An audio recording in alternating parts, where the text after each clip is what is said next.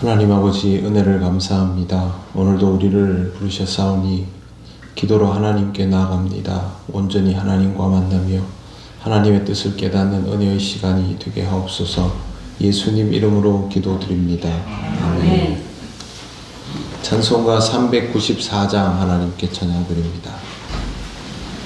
이 세상의 친구들 나를 버려도 나를 사랑하느니 예수뿐일세. 예수 내 친구 날 버리지 않네. 온 천지는 변해도 날 버리지 않네. 검은 구름 덮이고 광풍 일어도 예수 나의 힘 되니 겁낼 것 없네. 예수 내 친구 날 버리지 않네. 온 천지는 변해도 날 버리지 않네. 괴로운 일 당해도 낙심 말아라. 영원하신 주 능력 나를 붙드네. 예수 내 친구 날 버리지 않네. 온 천지는 변해도 날 버리지 않네. 아멘. 하나님 말씀 사도행전 5장 22절에서 28절입니다. 한 절씩 교독하겠습니다. 부하들이 가서 옥에서 사도들을 보지 못하고 돌아와 이르되 우리가 보니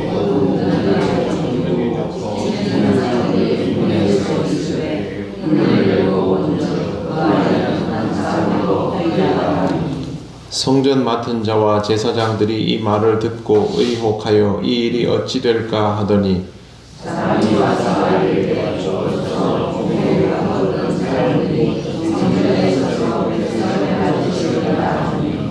성전 맡은 자가 부하들과 같이 가서 그들을 잡아왔으나 강제로 못함은 백성들이 돌로 칠까 두려워함이더라.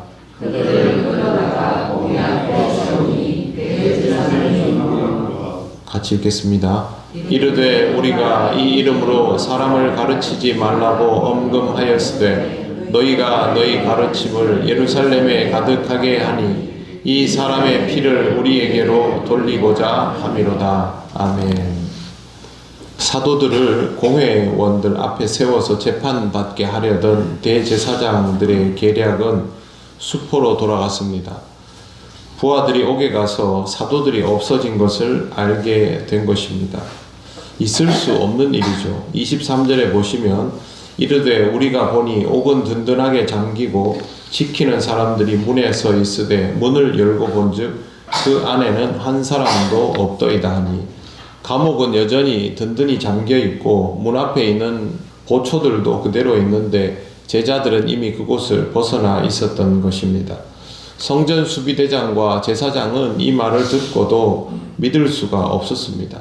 그런데 그때 사람들이 와서 옥에 가두었던 사람들이 성전에 서서 백성을 가르치고 있다라고 알려줍니다. 이에 성전 수비대장과 부하들이 같이 가서 사도들을 잡아왔는데 강제로 어찌할 수 없었다라는 장면이 나옵니다. 26절 말씀을 보시면 성전 맡은 자가 부하들과 같이 가서 그들을 잡아왔으나 강제로 못함은 백성들이 돌로 칠까 두려워함이더라. 18절 말씀을 보면 이렇게 되어 있습니다. 18절에 사도들을 잡아다가 옥에 가두었다라고 되어 있는데 이 부분도 강제적이지 못했습니다. 원문을 해석해 보면 이런 의미입니다. 데려오다, 인도하다는 뜻입니다. 가정하자면 이런 것이죠. 사도들에게 가서 대제사장이 당신들과 대화하고 싶어 합니다. 그러니까 저를 따라오시지요. 이렇게 해서 데리고 가서 감옥에 가둔 겁니다.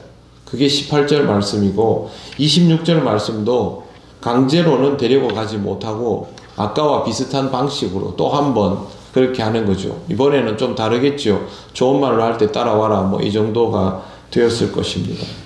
왜 대제사장이 이렇게 했을까요? 백성 앞에서 사도들을 강제로 체포하면 백성이 분노한다라는 것을 알고 있었던 것입니다. 이미 백성은 사도들을 굉장히 신뢰하고 있었습니다. 예수님 사건에서부터 이미 들었던 말씀인데 이제는 집단으로 나와서 말씀을 전하고 기적을 행하고 가르침을 주고 이렇게 하니까 사람들이 엄청나게 많이 영향을 받아 있는 상태인데 이 사람들을 갑자기 잡아가지고 막 때리면서 끌고 가면 순식간에 폭도들로 변한다라고 생각했기 때문에 이런 방식을 택하는 것이죠. 그런데 이상하지 않습니까? 왜 이렇게 계략을 써야 됩니까?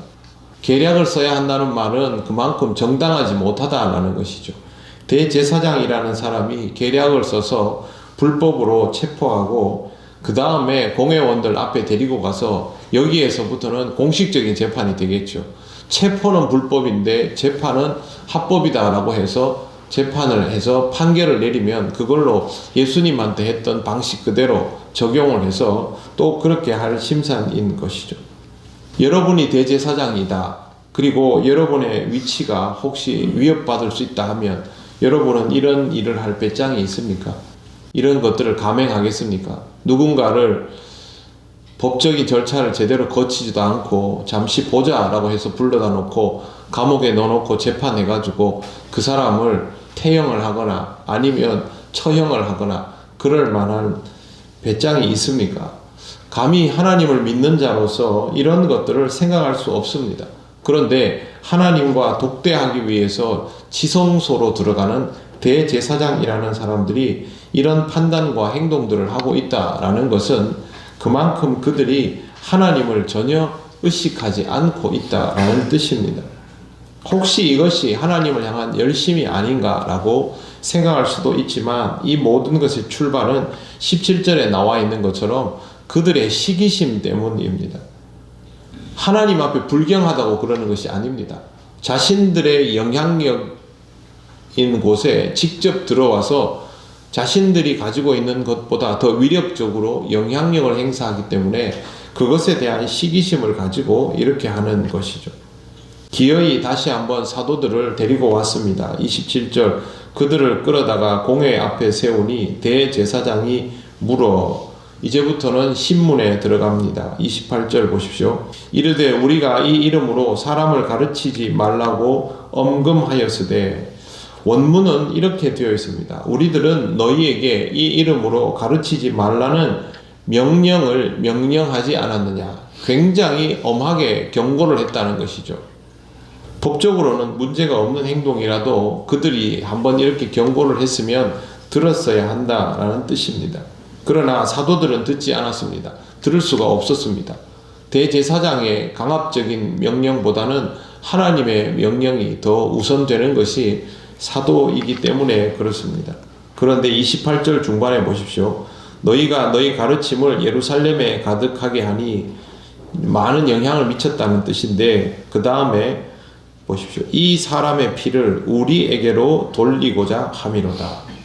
사도들은 하나님의 명령에 따라서 부르심에 합당하게 복음을 전하는 것이 목적이지 대제사장이 얼마나 영향력이 있고 뭐 이렇게 복음을 전해가지고 사람들에게 공신력을 얻으면 그것으로 사회 안에서 위치를 획득하고 지도자 계층이 되고 그런 게 아니지 않습니까?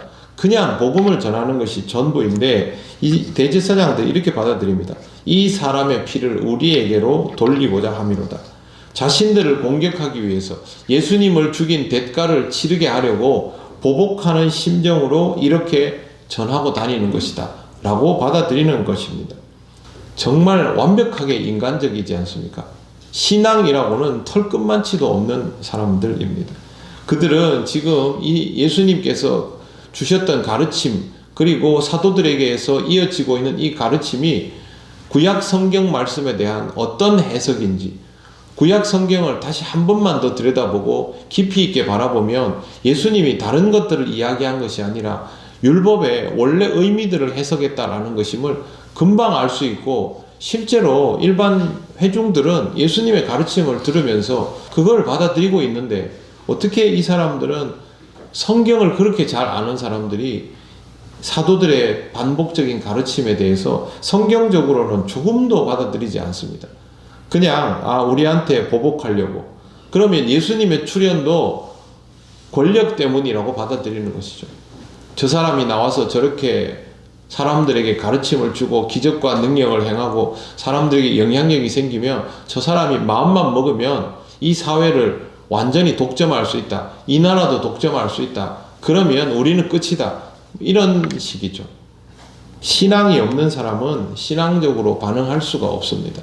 신앙이 없는 사람은 신앙생활하는 공동체 안에서 아무리 이것저것을 해도 신앙적이지 않으면 결국 신앙적이지 않은 티를 내게 되어 있습니다. 지금 유대 사회는 전체가 신앙 공동체이죠.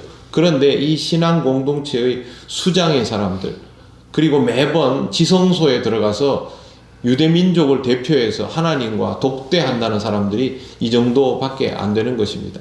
그러면 모든 백성은 이 사람들을 믿고 하나님과의 만남을 이 사람들에게 맡겨놓은 상태인데, 이 사람들은 그러면 지성소에 들어가서 뭘 하는 겁니까?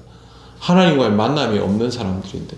그러니 유대 사회는 신앙과는 거리가 멀어진 상태로 율법적인 것들만을 열심히 지켜가고 있는 상태였던 것이죠. 예수님께서 오시지 않을 수가 없습니다. 가르침을 주시지 않을 수가 없습니다.